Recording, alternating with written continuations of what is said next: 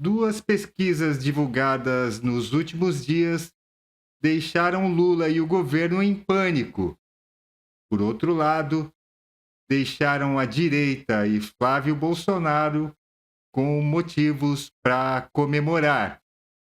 Meu nome é Ricardo Maluf e esse é o Boletim Estação Notícia. Se você gosta desse tipo de conteúdo, curta, compartilhe e inscreva-se no canal. Vamos entender essa história aqui, ó. Análise. Flávio já captou 90% dos votos do pai, de CEO da Paraná Pesquisas. Essa é uma das divulgadas, né?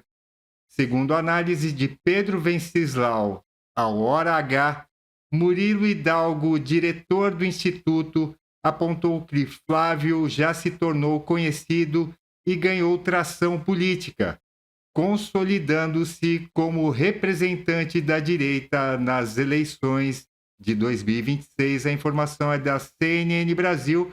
Você vê aí, pelo contrário, né, que diziam que o Flávio já havia batido no teto.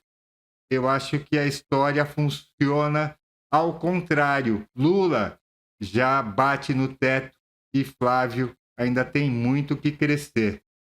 Vamos entender essa história aqui com o próprio Pedro Venceslau, na CNN Brasil. Chamar Pedro Venceslau para trazer para a gente a primeira análise sobre esses números. Pedro, cada pesquisa traz um cenário diferente, às vezes se repetem, às vezes são diferentes. O que fica claro é essa polarização entre um candidato à direita e um Lula, né, que até agora a gente está tratando como se é o presidente Lula, tem desempenhos parecidos e estáveis.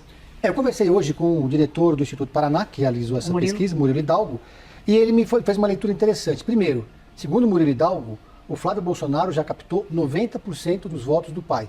Essa que geralmente... Essa informação é importantíssima. Porque essa geralmente é o primeiro grande desafio de qualquer candidato que precisa se nacionalizar, que não tem recall, que vai disputar a presidência da República. Por isso que eles viajam pelo país na pré-campanha. Então essa etapa, segundo Murilo Hidalgo, Flávio Bolsonaro já cumpriu. E colabora muito para isso, a gente estava comentando agora há pouco, o fato dele ter esse palanque que é o hospital onde está internado o pai Jair Bolsonaro. Onde a imprensa está lá, ele vai fazer os informes, ele é o interlocutor, e ele sempre aproveita para dar os seus recados políticos. Então, e Michele Bolsonaro não aparece, né? Ela está super reclusa, né? Ela apareceu no pronunciamento da rede social e só, né, Pedro? Mas ela também ela se contrapôs ao Flávio de alguma forma, porque ela fez um pronunciamento para se contrapor ao Lula, que foi feito pelo PL, e o PL optou pela Michele e não pelo Flávio. Então aí há de se apurar o motivo dessa escolha política. Então a gente vê que, olha, o Flávio aparece com 27,8%, um número muito próximo do próprio pai, que está inelegível, se você colocar a margem de erro ali. Outro ponto aí ele também acha, também avalia, o Murilo Hidalgo, que o Flávio já se tornou conhecido, obviamente, e já ganhou tração política. Uma boa notícia para o Flávio, no momento em que ele tenta consolidar a pré-candidatura, convencer o Centrão que ele é viável e se colocar como representante único desse campo, com o apoio de Tarcísio Gomes de Freitas. Outro aspecto importante da conversa que eu tive com o Murilo Hidalgo, ele prevê que o segundo turno da eleição no ano que vem vai ser muito parecido com o segundo turno da eleição de 2022. Vai ser disputadíssimo, porque eu perguntei para ele se ele acredita que pode acontecer no Brasil o que aconteceu no Chile. No Chile, o candidato de esquerda venceu o primeiro turno, mas no segundo turno, com toda a direita unida, houve a vitória da direita, da ultradireita no caso. Não é exatamente o que a pesquisa mostra. Lula ainda aparece na frente, mas com uma margem muito pequena. Dentro da margem de erro, ele parece... No Chile, ela saiu bem na frente. Ela saiu bem na frente. O segundo colocado. E venceu com uma certa tranquilidade.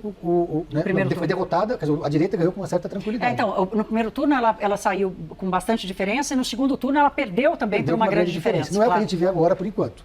E aí é interessante quando a gente vê que o Flávio Bolsonaro aparece com 27,8% e o Lula com 37,6%. Quando a gente cruza esse dado com a pesquisa do Datafolha, de que 35% são de direita e 27% são de esquerda... 22%.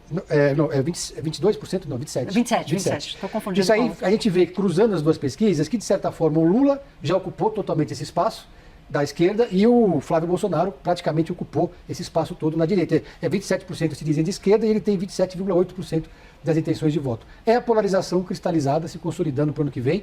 E por fim, o Murilo Hidalgo chamou de coadjuvantes todos os candidatos governadores que se colocaram como pré-candidatos à presidência da República. Ratinho Júnior, Romeu Zema, Ronaldo Caiado. E Ronaldo Caiado. A diferença só é Tarcísio Gomes de Freitas, que aparece com uma pontuação, um desempenho muito melhor do que os outros governadores, mesmo sem ter viajado pelo país, feito esse movimento de nacionalização do nome dele. Ele tem ficado em São Paulo, viajado pelo interior e pela capital, mas o noticiário nacional favorece ele. Por isso que os partidos de direita, os partidos do Centrão insistem tanto no nome de Tarcísio. Ele se descola dos demais governadores. Então a leitura entre os caciques desses partidos é que só Tarcísio conseguiria unificar toda a direita numa candidatura só. Mas, caso não se unifiquem, eles já preveem que no segundo turno estarão todos juntos, fazendo esse enfrentamento contra o Lula, numa eleição que, segundo Murilo Hidalgo, está completamente indefinida. Exato.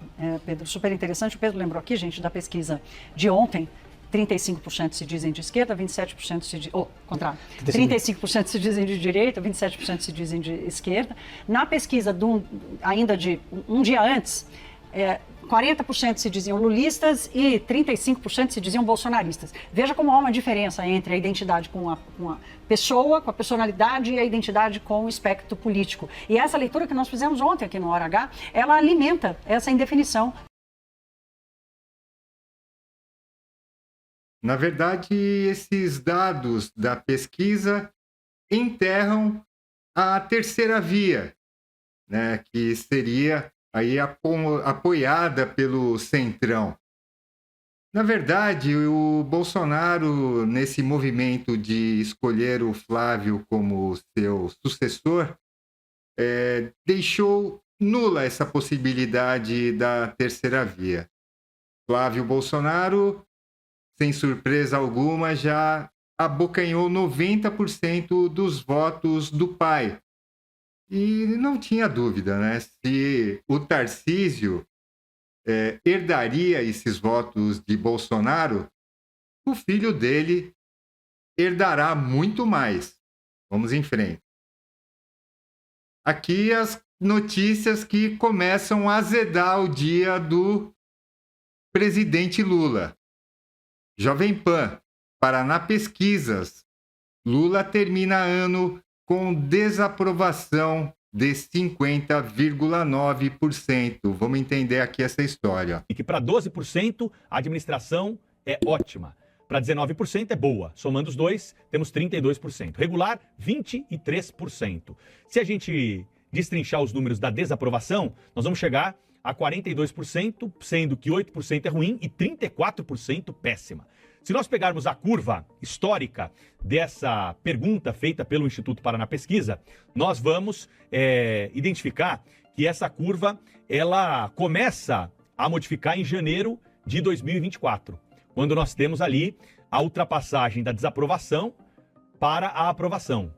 E a partir desse momento não volta mais a aprovação vencer a desaprovação. Em alguns momentos ela é um pouco mais ampla, em outros momentos ela é um pouco... Você viu, né? Que a aprovação do governo vem derretendo. E isso porque ainda não entramos em 2026 com aumento dos impostos até para trabalhadores informais. Isso daí deve derrubar ainda mais a popularidade do larápio. E também deve gerar uma revolta no Brasil. E ainda mais, ele sendo o pai dos pobres, atingirá os pobres em cheio. Aqui o PT explorando a única notícia boa dessas duas pesquisas, Instituto Datafolha. O PT é o partido preferido de 24% dos brasileiros e lidera como a sigla mais citada. A legenda do presidente Lula mantém a dianteira desde o final da década de 90. Em segundo lugar, aparece o PL de Jair Bolsonaro, com 12%. Isso daqui é muito fácil explicar. A militância do PT, partido mais antigo, uma militância muito maior do que o recém-fundado, né, Partido Liberal, capitaneado aí por Jair Messias Bolsonaro e Valdemar da Costa Neto. O que essas pesquisas querem nos mostrar um ano antes das eleições? Flávio dispara, o governo tem dificuldades e vai enfrentar dificuldades muito maiores próximas ao pleito de 2026. De uma coisa a gente pode ter certeza: as emoções serão fortes. Obrigado por assistir o vídeo até o final.